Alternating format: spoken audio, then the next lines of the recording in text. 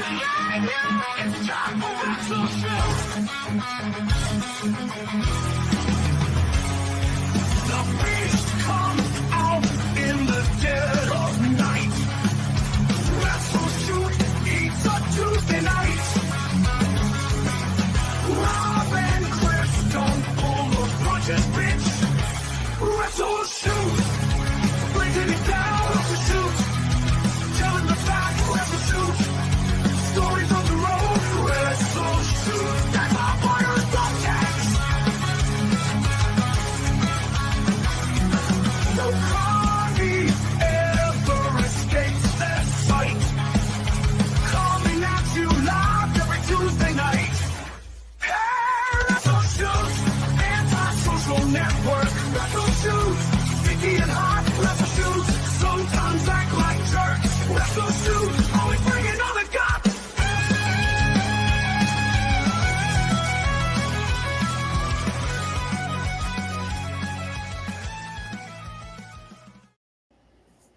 Do you know how many times I have wanted to do that paintbrush to you, Chris?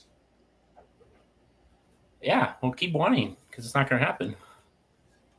Well, now you say that with such goddamn fucking confidence, like I'm no threat at all. Don't get too big for your glasses, pal. Because we're not going to be in that. I'm not going to put myself in that position. I'm not wrestling anymore. I'm gonna see you again, and then when I do, paintbrush. Oh, I'm not wrestling. And then you take the bump, and we're gonna get it on film, and we'll make that a part of our new intro video. I'll take it like a good snap schoolboy bump. Yeah. You gotta attack it fast, dude, like it owes you money. Just boom. Just hit hard, doesn't matter. Cement, grass, doesn't matter, right? Then don't twitch, don't do nothing, just be out. Just be out, laid out. Okay. This Sounds is another episode of WrestleShoot. I'm the Wild Thing, Rob Wiles, joined, of course, as always, by the lovely and talented, the sunglass wearing machine, my hedgerow life mate. That's right, I said hedgerow life mate, Chris Casa-fucking-Nova. Well, the sunglass wearing machine. Wow. I love it. Fuck yeah. Love it. It's a good intro. Shit, dude, my green screen fell at the back of my chair. Now you see just a corner of my chair sticking out. Well, I do, yeah. Because we're all pros around here, goddammit. Get off me. Fix it. Ta-da! It's going to fall down again in like 2 seconds. Yeah. So what's going on, sweetie? What'd you think of, I know you watched it because I watched it, the last couple retro episodes we showed of our first meeting with Monty and Pharaoh. It's a good show. It was a gem, man. Those guys were great. It's we have such great chemistry. It's just a fun show to do with those guys. And it's funny. I look forward to doing it again. Yeah, people call them, well, they call us the Opie and Anthony of fucking podcasting, and they're being called the Howard Stern of podcasting. Yet we all get along. Could you imagine what would have happened back if Stern and O&A could have been buddies back then? What kind of stellar next level radio they could have all done? Yeah, two huge egos, man. They couldn't do it. Yeah, that's true. That's fucking true.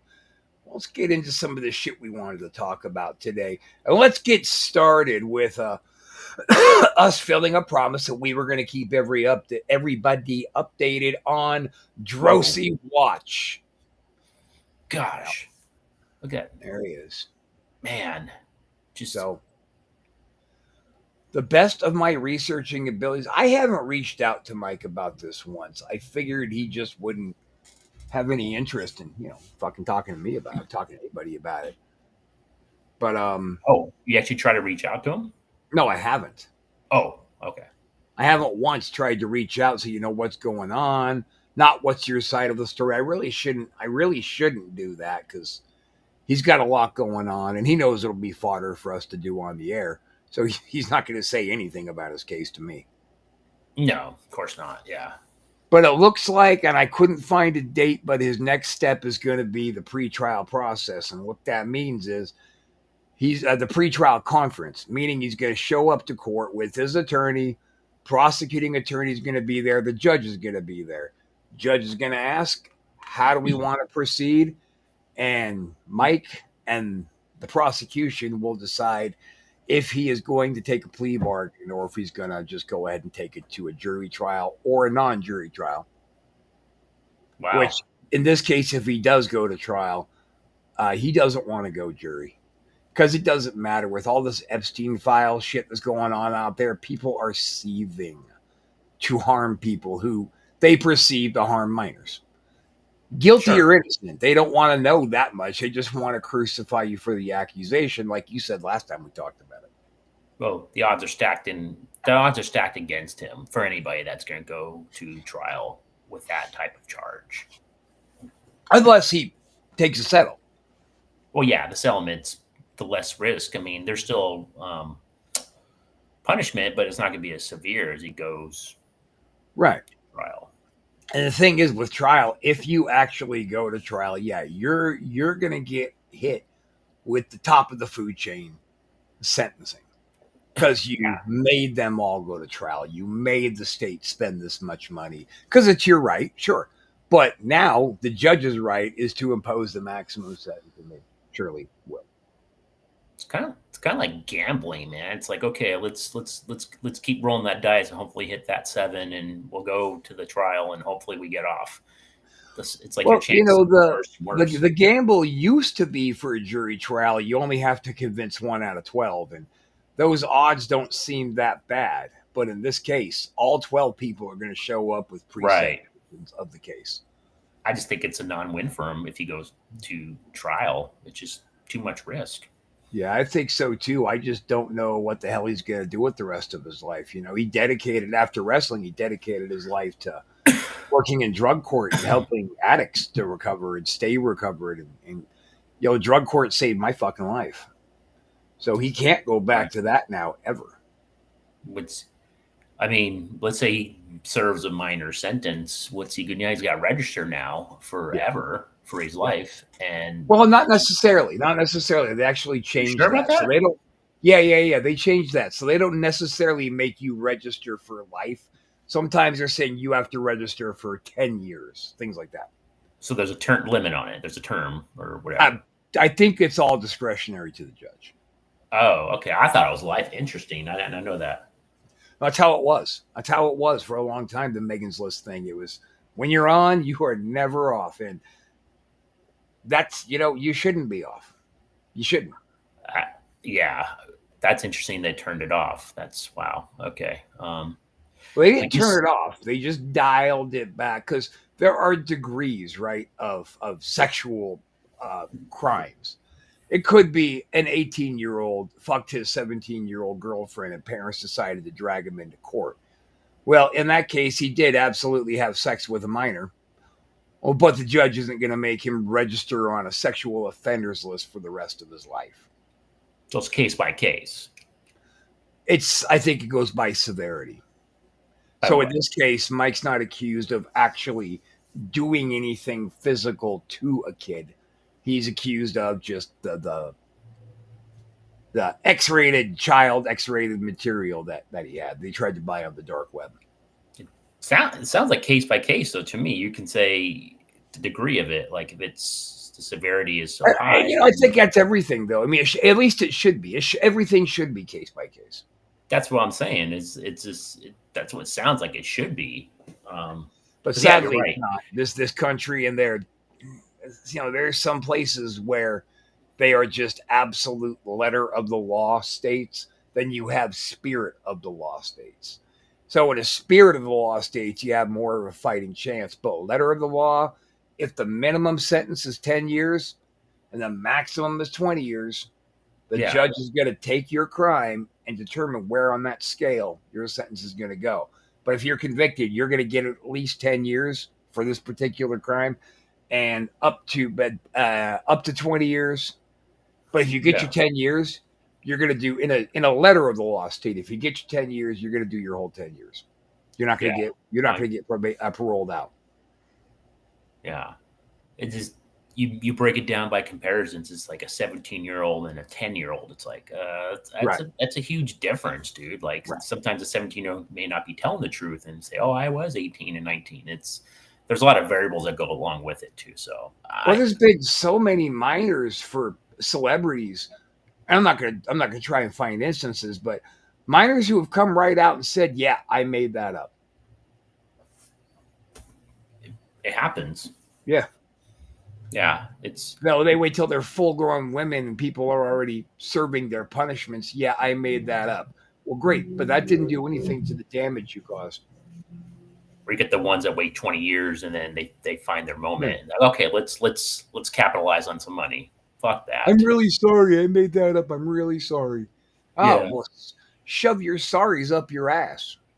yeah, it's ugh, irritating. Yeah. It's disgusting, is what it is. But Oh, uh, in Mike's case particular, and I know that we are fucking. Hang on, God, knock my camera. Let me fix it. You and I are technical. biased, right? Because we've been friends with Mike for so long. So in our heart of hearts, we know that he's nailed for something, and he's going to have happen what happens. But we want this to be a mistake. Yeah, I mean, I do. Yeah, you do.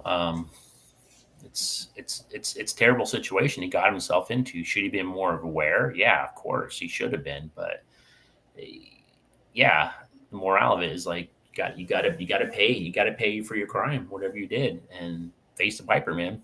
And that's what he's doing. Yeah. Still good, And still a guys, friend. leave a comment down here. I mean, I would really like to hear what the mass opinion is. I mean, what do you think about what's happening with Duke the Dumpster Drosy and kind of where he's at? Because soliciting, X-rated minor material should absolutely, of course, fucking be a crime. Just like, okay, let's take a quick pivot over to the Trump thing and the Epstein list. You keep hearing defenses of that is, well, what are you guys going to say if Bill Clinton is on the list? Bill Clinton needs to burn with Trump then. Anybody who is destroying Sure. a child's life needs to burn. I Yeah, don't care of how course. beloved of a president you were. If you were out there doing something like that to kids, put you under the prison with Trump, you guys can be cellies, and you don't want to be a baby raper in jail.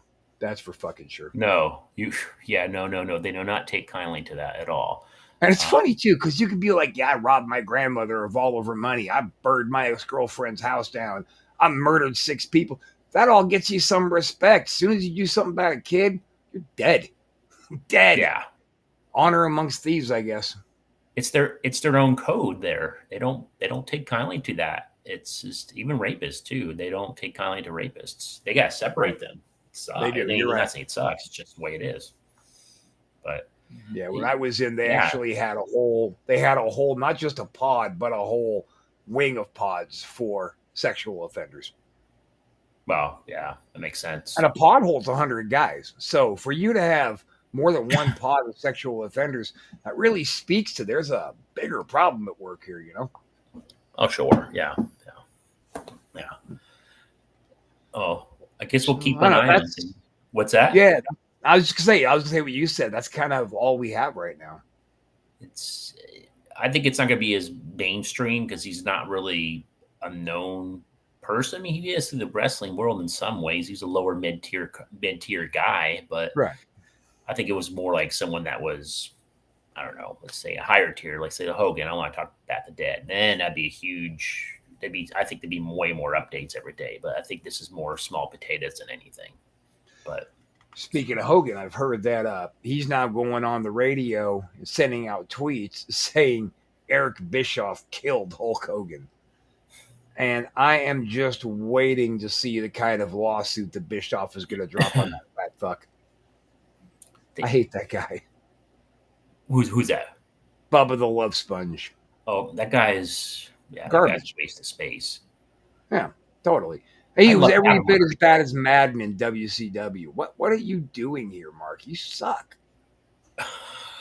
He wasn't entertaining on the radio. He wasn't entertaining on TV. He just was a big lump. Like on the radio, you could hear what a fucking lump Mark Madden was. Oh yeah. I'd love for him to come on here and just tell him off. That'd be great. Madden? Yeah. Yeah. He probably would do it too. He's like, I need some exposure. Nobody remembers me. Yeah. I mean, speaking of Hogan, people need, Kevin Nash said something the other day. He was on one of his podcasts, his Click podcast that he does. Click this. Yeah. Yeah, Click this. There you go. Yeah, thank you. And he was saying, look, all these negative things that people are saying about Hogan, you guys need to let it go, dude. The guy's dead. Like, things can't be undone. Like, he's dead. Let's just move on. And I like the way he said it. I was like, I agree. Like, yeah, he's dead. He did some bad things back then and said some, sketchy things, but the guy's dead. He did more good than bad in this world, I believe.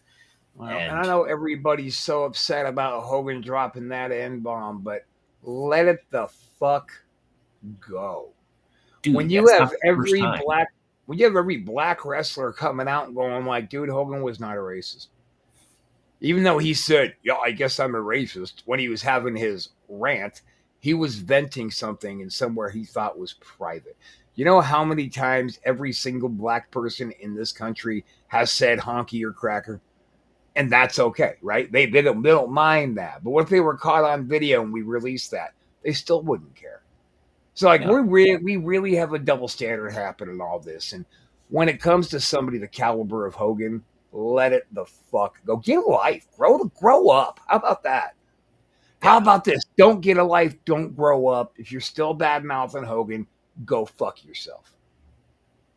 Yeah. He's human. He said something out of anger and frustration, thought it was in private. And like you said, it got out and now he's a racist. Like, come on, dude. Like, it's just stupid. Yeah. But I love what Kevin Nash said. If you ever take a look at it, he's got a pretty good podcast. I do. He does. But we know how fucking entertaining of a storyteller Kevin already was. So, like, him doing a podcast to me makes more sense than Undertaker doing one. Because Undertaker is just. I slow down. I can never watch one of his full podcasts, but I've sat through the entirety of Kevin's. Well, yeah, we've met Kevin a couple times, and he's just an entertaining guy to talk to. Like, he's got great stories, and he's holding court in the locker room. People, it's funny, guys, when you're in the back with Nash and he's really getting on holding court. It's almost like a whole bunch of little kids sitting Indian style around him while he's standing. He's animated. Kevin's funny. He is. Yeah, I enjoy talking with him. So yeah. So, anyways, watch his Click This podcast. It's awesome. Yeah, totally. Yeah, do that. Give a shout out. Going over. Watch Kevin Nash's Click This, and it will answer a lot of questions. It really will. Yeah. Well, all right, Kristen, you had something else, right? You wanted to get into?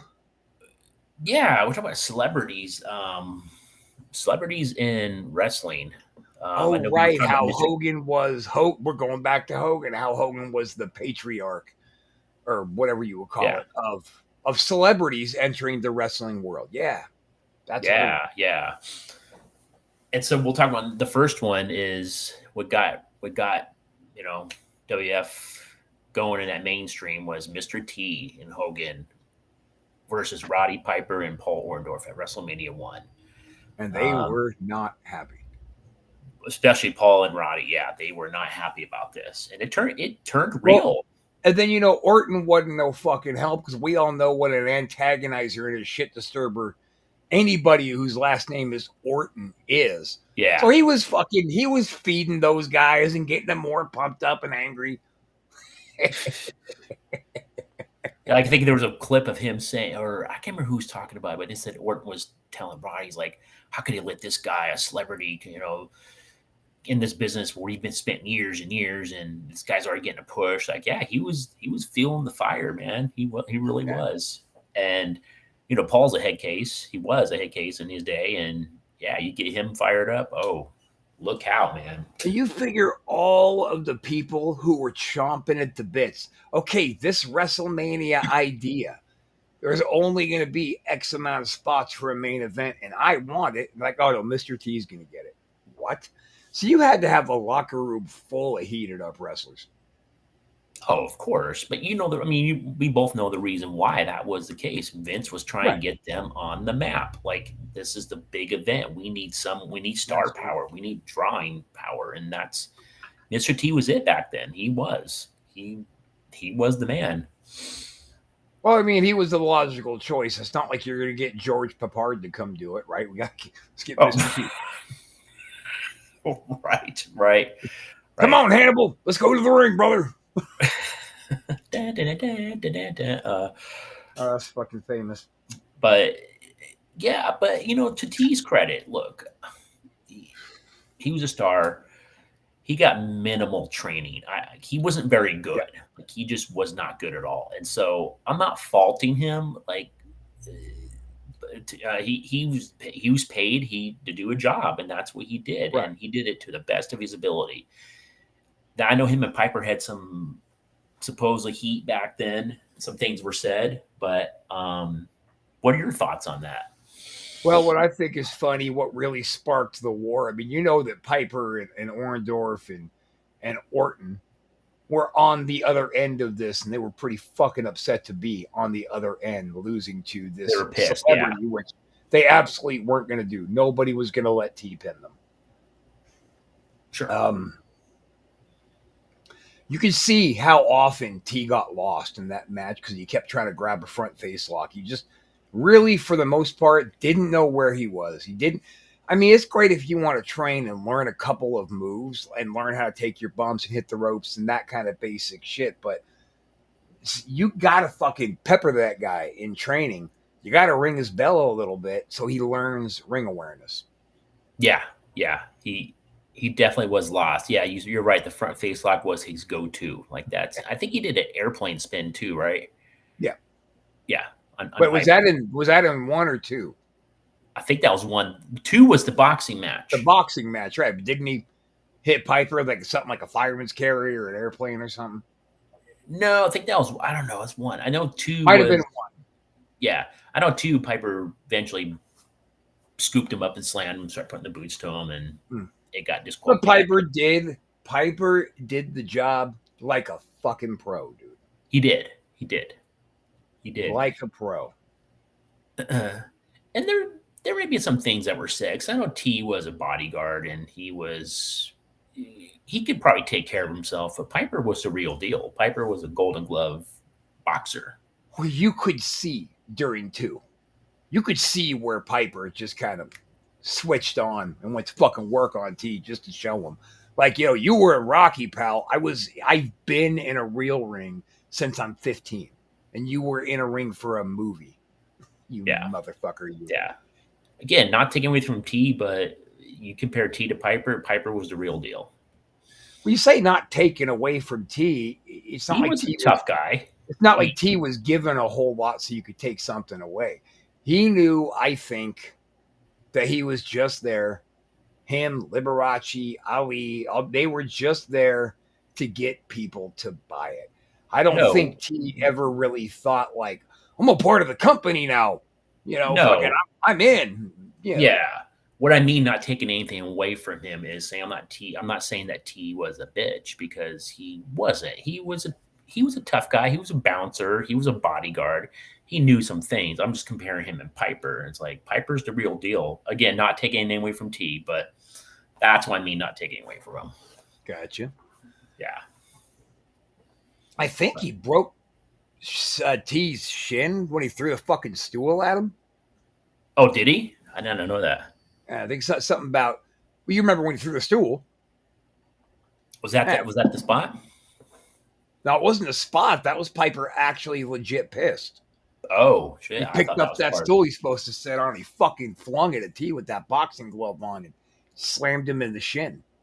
I'll have to watch that. I do vaguely remember that, but I have to watch that clip because just to see. Yeah, Piper's like, "Fuck! I really want to hurt you somehow." Yeah, we can see during their match, like he was peppering him during the boxing match. I mean, it was Piper was throwing it in there. But I also think, because you could see some stumbles and bumbles in 1, I think T was out there trying to call spots too. Oh, you think so? Well, I mean, why else would they be stumbling around like that? It wasn't like T was lumbering in the ring. He had his steps, he had his grace, but you could see just some bad stumbles, and I think that's them. Like, no, we're not fucking. Shut up. He should have done what he should have basically stuck what he knew and just listened more. Kind of like Zeus did. Well, Zeus kept it very, very basic. Like you can tell he was just I'm gonna stay in my lane, dude. I'm not gonna do anything crazy. I'm gonna do what I'm told. I was I think, watching the '89 SummerSlam just to see yeah, that match, Savage and and a couple things that I noticed was Zeus never ever tried to like storm the ring, break a count, nothing. He just stood there and waited till somebody told him to do something, and he did it because he was getting paid a lot. oh, of course, You yeah, see, like the first time Savage tagged him in, Zeus climbs in, and Randy grabbed him by the head and pulled him in, and said something to him, and let him go. So Randy said, "Go over there to Hogan and do blah blah blah." yeah, and he listened. And he listened, and he went over and did that. Yeah. Yeah, I liked his run. People talk negative about his run there. I liked it. I thought it was smart. I thought he did well, and it helped with sales. Well, they talking shit about his run of the movie because No Holds Barred sucked dick. You always give that movie so much hate, dude. I thought it was great. I'll tell you what, Chris, I'm gonna fucking research it tonight, and I'll watch it again. I'll report back in next week. It's a campy movie, dude, but for that time and that era, it was great. It was, But I like Hogan's campy movies, dude. Fucking and that's what it was. Mr. Nanny, I loved it. Suburban Commando was. I even liked, if you can believe it, I got a kick out of Santa with Muscles. I like Hogan's movies because they are campy, all of them. None of them you ever go, this is going to be a well performed movie. I just couldn't stand No Holds Barred, but I'll try it again. Rip 'em, brother. You know what? Maybe that's what it was. Because back when I was going by Ripper, you know how often I had to fucking deflect those stupid comments? Rip them, bro. Fuck off. I love these finishers, the axe handle. Yeah. When they go out there and rip my shirt while I'm at it, brother, rip them. Fuck you. God, I feel like, did I know you back then? Did you tell me I should get the Rip 'em headband? That was you, right? That wasn't me. Oh, I think that was you. No, You no, should sir. get a Rip 'em headband. Ripper. Every bear rusted my balls. It was Jimmy Rip. You're thinking of that. It might have been. Yeah. It might have been. But- Anyway, so Dude, and then of course that graduated to Drew Carey getting into the Royal Rumble, but at least with that, he didn't try to work. Right when the fucking fireworks went off and the fire and Kane comes walking out, what'd Carey do? Right over the top into the floor and said, bye. It was great. It was comical. People wanted to see what Drew Carey was going to do. Nobody was really let down by what he did. It was great. yeah, it was expected because Drew Carey was not going to throw down with anybody, and it just didn't. It wouldn't make sense. Right. But then that opened it up more now to sports guys coming in too. But that worked out obviously better because they're already naturally inclined. But I really liked Bam Bam and LT. Yeah, that was, and Bam Bam was the right choice for that. I thought. Oh, for sure. For sure. Yeah. Yeah, you couldn't have like Michaels or Martel or fucking yeah, you had to have the beast from the east. Yeah, it was good. And they made that was that the main? That was the main, wasn't it? I don't think so. It was or was it? I don't think so. No. Oh, okay. Maybe I made second to the main or something. It was Yeah, high. it up. had to be semi. It was high up, yeah. But no, Yeah. I believe Hogan was the main that night. Okay, gotcha. I mean, let's be honest. Hogan was the main every fucking night. Yeah, it's a good match though. I thought it was great. I thought the LT did pretty good, and Bam Bam tuned him up though. I can see some of those some of those moves he was throwing on him. He was tuning LT up, man. He's like, "Look, dude, we're gonna work." I don't, man. I don't think he was tuning him up as much Oh, as I just think so. handing out. Well, as much as just handing out little receipts. Same thing to me. Oh, I think if he tuned up LT, he would fucking break him. Bam You Bam let him was know a he was bad there. mother. Like, dude, Yeah. I am here, dude. Hey, So- remember 13 seconds ago when you clotheslined me in the mouth? Here's one back. Mhm. But I also, what I liked about that night was LT wasn't trying to be a pro wrestler. He wasn't going for complicated, difficult holds or big bumps. He was there. I know how to do 1 through 10, and I'm going to do all of them twice, and that's it. Your basic football wrestler. I'm going to do a couple tackles, clothesline, a body slam. Keep it very, very basic, man. I was pretty impressed when he did that middle row clothesline. Like, no shit, look at LT going up to the rope. Yeah, that was cool. That was cool. Yeah. But you could tell he was a football player doing football wrestling moves, and it worked. The psychology was there. But I do feel like they were certainly called out to Stanford, the two of them, to get into a ring and get something canned out so it didn't look like shit. Oh, yeah, that was totally choreographed. Yeah, we're paying this guy a lot, dude. This has to go over well. Yeah. Because for LT got paid quite a bit to come there. Well, rumor was that I read online is Bam Bam got like $500,000 for that match. That's not surprised. Yeah, He should have got more probably because Hogan was making $3-4 million for that night. Yeah. And really, I feel like that pay-per-view, the big draw was the Bam Bam LT gimmick. Yeah, it was Vince's celebrity thing, and that's what kicked it off the whole football player thing. It goes to Steve McMichael. I thought McMichael was good. I think he was great. I thought he was Mongo. Yeah. He was good. Good character, good charisma, decent worker. He got better, I thought, with time. Well, he got reps in, and that's what we keep trying to practice to preach to these students. Guys, get your reps. Take your shitty bookings. Who gives a fuck? It's a rep. Get out there and hone your craft. Maven, I watched one of his podcasts today, and he was talking about why he got fired. And he said, I got to the point where I asked them one time, I'm not booked tonight. Can I go ahead and go hit the gym? And they said, yeah. He said, then I abused it. I went to the gym if I wasn't booked whenever I felt like it. Didn't tell anybody.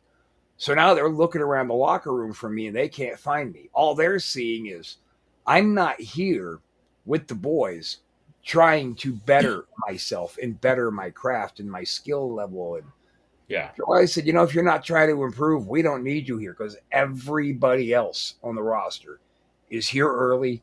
The ring is set up. They're out there bumping around, working, practicing. They're all doing that. They're not going to the gym, going for a beer, going to dinner. Yeah. That's interesting. I like Maven's podcast. I think it's great. I remember back when we had the school, you were brutal on the bump drills, dude. You were brutal on those kids. And one day one of them goes, why are we doing this so much? Go ask Chris. No, I don't want to question him. I think it's brutal. I just want to make sure they were ready. Getting those, like you said, getting those reps in is just being. You take somebody who's pretty out of shape like Will Loudon. That didn't matter. Hit the rope bump. Yeah, you keep getting sure up and doing it until I tell you to stop, not until you're tired. Loudon's ready to puke, and you're like, come on, one more. Yeah, make sure they're ready. You were brutal. I think just getting them ready. It probably was brutal for most people, but we were both brutal, if I'm being honest. I mean, we wanted to turn out real talent, not handheld bitches. There you go. Well said. Yeah. Thanks. Yeah. Good job. Wow. I appreciate your praise. Well, I mean, I think we got through everything we wanted to get through tonight. Ready to go and take it on home? Yeah, shoot. I'm out of steam, man. I wish I had more, but it's gonna be a long day. It's been a long day. It's gonna be a long night. But we're the Antisocial Network. Check us out on YouTube at Antisocial for Life. Number 4 Life. And ASN for Life. You're going to enjoy it. We throw up shit damn near every day. And until then, Chris, got anything cutesy you want to say on the way out? Yeah, look at Rob's videos on there on our ASN network. They're great. Good one. That's all I got, man.